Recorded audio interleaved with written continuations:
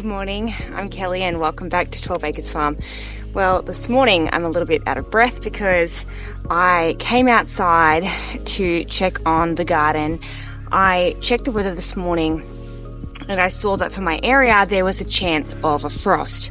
So I quickly got dressed and raced outside, and sure enough there was a frost in the veggie garden, and I've got some of my tomatoes planted out. So we're still in the first week of spring and we've had really warm, beautiful days, but we've actually had, this is the third frost of spring. We were warming up really quick and I thought winter had come to an end and we were surely into spring, but we've had 3 frosts so far. So when I saw this morning on my weather app that there was a chance for frost, I wanted to race out here to try and save the plants that I could before they got frost damage. So as you could just see, I was watering all of the tomato plants just with the watering can. But for the first frost, totally unexpected, it did get some damage. I didn't hose off the frost in time. So there is some damage on those plants which I do need to cut off. But the plants were still very much okay. It only got a portion of the plants, so I'm really hoping that they will be okay. I guess we'll have to wait and see, but today I think I'm going to find something to place over the plants just in case we do get any more surprise frosts. So that was a bit of an interesting start to the morning. I do have some more tomato plants to plant out today, but they will be in a shade cloth covered area which will stop any frost from going on them. I'm in one of my netted areas where I'm planting my tomato tomatoes for this spring. I've already planted out half of the area and I've just got these 2 beds to go. To prepare the soil, we have put down some mushroom compost and we've just kind of worked it into the soil a little bit. I've got the beds covered with some sugarcane mulch. The tomatoes in here do have shade cloth over the top of them, so that will protect them from any more unexpected frosts that might happen. So I thought I would plant them out this morning, but I will be planting them out about 30 centimeters apart, and that is very close to plant a tomato plant. Usually, if you can have them about 50 to 60 centimeters apart, that is a good width. However, I'm planting them so close because I will be coming in here and trimming them and keeping them pruned, so I'm able to plant them a bit closer.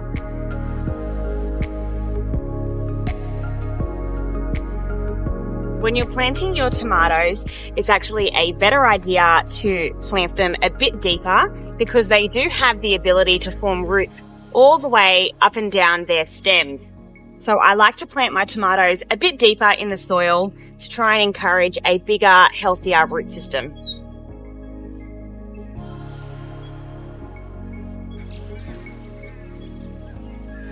This soil looks really healthy, which is amazing. As I'm planting the tomatoes, I'm finding lots of little worms as I'm digging in the soil, which is really nice.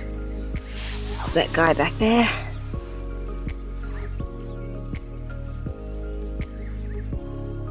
Oh, here's another one.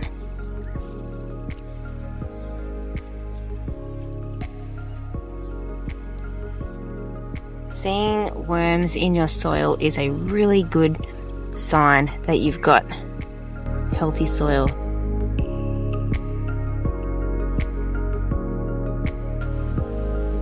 That's the difference between dirt and soil. Soil is alive, dirt is not. There's also a little spider here. I had my hand right near that. Don't know what kind of spider that is. And I don't really feel like getting bitten, so I better be careful. I'm not wearing gloves, so better just place my hands a bit more carefully.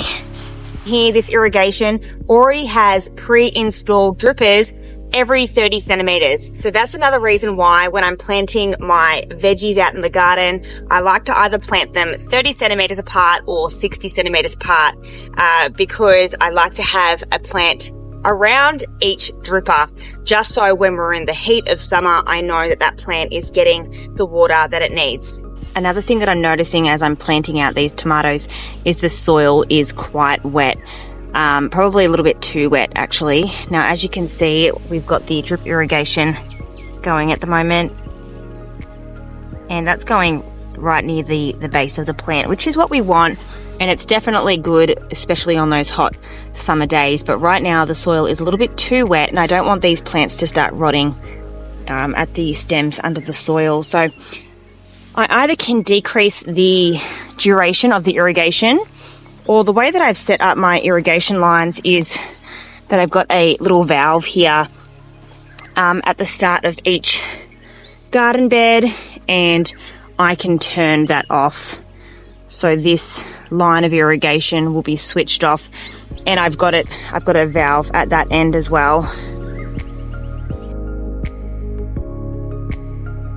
If you're not going to keep on top of them and keep them trimmed really meticulously, then perhaps don't plant them 30 centimeters apart, otherwise they will become a big bushy mess, and that might encourage some disease because there's not much airflow between the plants. But I will be coming out here every day or every couple of days at least, and just trimming off any lower larger leaves that I don't need anymore.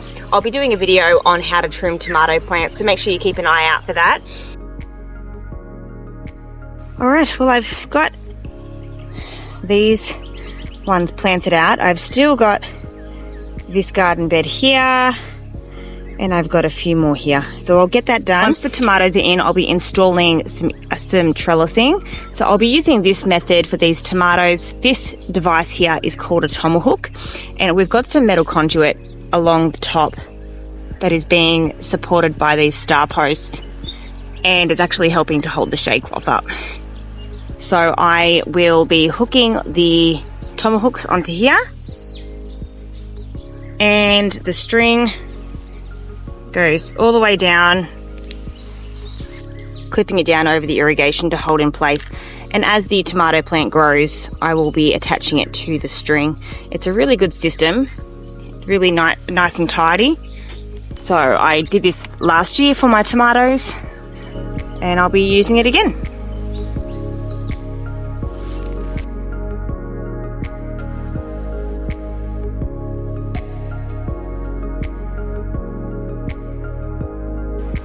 Now, some of the tomato plants didn't have a big root system when I was taking them out of the pots and putting them in the ground. They are from cuttings that I took from some tomato plants that we overwintered in the garden, but tomato plants take root very easily, so I'm pretty confident that they will continue to develop their roots. Hopefully they won't have too much transplant shock.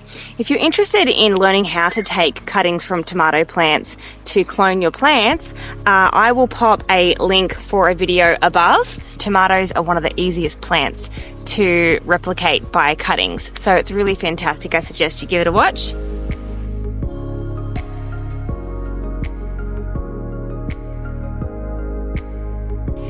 This section of the garden is finally completed. I've got 35 tomato plants planted in this one netted area. I have trellised them all with these tomahawks, and I have covered the beds with some organic sugarcane mulch. So I am really excited to have this section completed. I have only been able to come out in the mornings at the moment, so it has taken me 3 mornings to get this finished, and I'm really excited just to have at least one section of the garden finished and ready for spring. But before I head inside, I just wanted to check on a few different areas of the garden. I walked by the bed where I had planted some rockmelon, and I noticed that some of them had disappeared. So I'm going to go check that out and see what the damage is.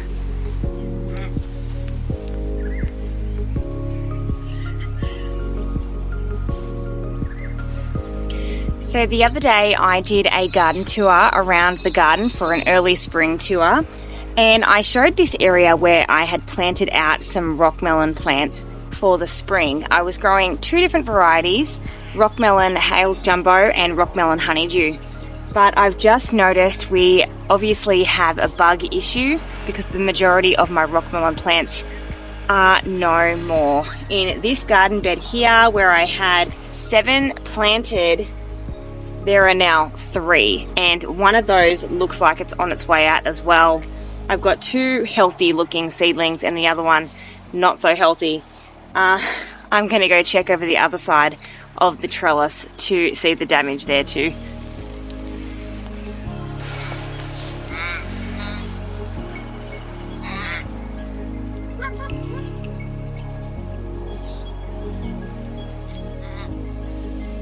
Over this side I had 7 planted as well, and from what I can see here, it's better than the other side, but it's still not great.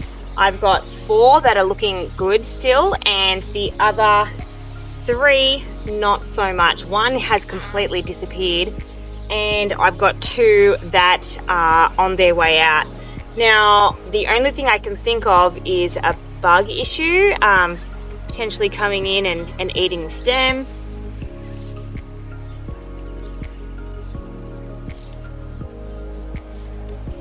I can't see any sign of the damage, so I really don't know what caused it. Thankfully, I do still have some more seedlings in the hothouse. Now, I wasn't sure if it was too early to plant out these rockmelon plants. They were still pretty small. And I did say in my garden tour video that if they didn't make it, I would wait a couple of weeks and plant some more out. I did also plant some little lettuce seedlings here the other day, and I can't see them as well, so I am not sure what has happened to them.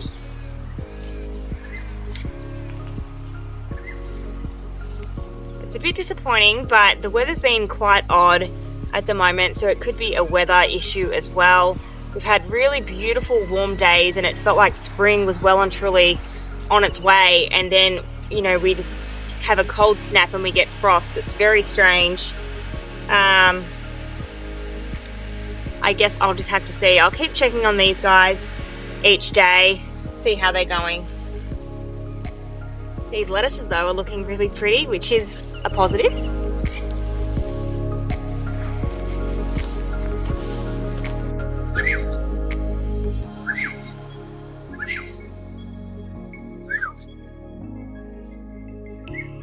What I've got growing here is my cucumbers, and they're actually doing really well. I was a little bit worried about them with the few frosts that we've had in the garden, but they are actually doing really good. There's no sign of frost damage. There's no sign of transplant shock. I planted these guys last week in the garden, and they weren't an overly big size, but they did have their sets of true leaves, so I did plant them out into the garden, and they're actually doing really, really well.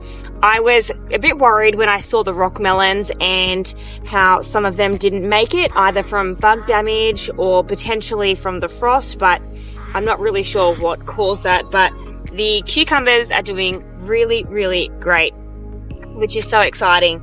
The variety that I've got growing is called Beit Alpha, which is a Lebanese style cucumber, and they are actually a really great variety to grow in a greenhouse because they are a parthenocarpic style cucumber, which means they only develop the female flowers, so you don't have to rely on the bugs coming in to pollinate the flowers to get your cucumber fruit.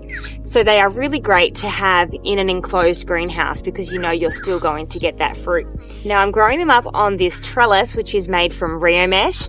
And the panel is about 6 meters long. Now this bed here is 10 meters long, so I've got 2 meters on either side of the trellis that I won't have cucumbers growing, but I'll probably fill that space with some flowers. At the moment I've got some leek growing at the end. But last year I grew 6 meters worth of cucumbers, and that was plenty. There's not a whole lot of preserving that you can do with cucumbers apart from making pickles or making tzatziki or even drying them out to make chips, but you can't really can them because they'll just kind of turn to mush. In my experience, if you have a good way to preserve cucumbers, please let me know in the comments, because last year we had an abundance and I was giving them away left, right and center, and feeding them to the animals because we really had too many to preserve. So if you have a good way to preserve your cucumbers, please let me know below. I would love to hear about it. I hope I'm going to be able to get back out into the garden a little bit later this afternoon to get some more jobs done. We'll see how it goes. But thanks so much for joining me today, guys. I hope I can encourage you in this video to get out to your gardens. If you have any questions or comments, please pop them below. I would love to read them and get back to you all. If you haven't already, please hit that like button, subscribe and share the video, as that really helps my channel out. And I really want to encourage as many people as I can to start growing a veggie garden and to share just how easy it really is. Rightio, well, I hope you all can get out to your gardens today to plant some seeds, plant some plants, grow some food, and try and be a bit more self-sufficient. But until then, I will see you all next time. Bye!